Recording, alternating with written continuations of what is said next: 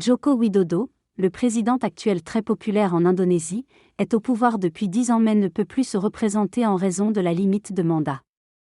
Son successeur potentiel est son fils aîné Gibran, impliqué en politique malgré son jeune âge grâce à des arrangements législatifs douteux.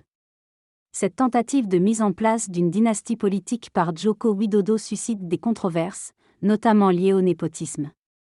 En face, Prabowo Subianto, un ancien proche du régime autoritaire, se présente comme un candidat populaire auprès des jeunes, malgré des accusations de torture et de violation des droits de l'homme.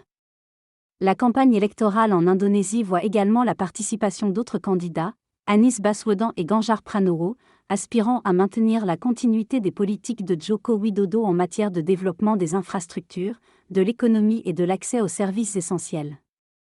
La question de la succession à la présidence en Indonésie fait émerger des enjeux politiques complexes et des tensions entre différentes visions pour l'avenir du pays.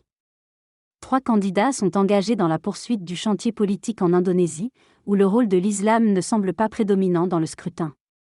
Chacun des candidats a le soutien de partis à dimension religieuse et non religieuse. L'absence d'appel explicite des organisations religieuses, notamment des extrémistes, est partiellement due à leur interdiction et à l'efficacité de la gouvernance de Joko Widodo. Cependant, des inquiétudes concernant un recul démocratique se font sentir, avec l'Indonésie classée comme une démocratie défectueuse.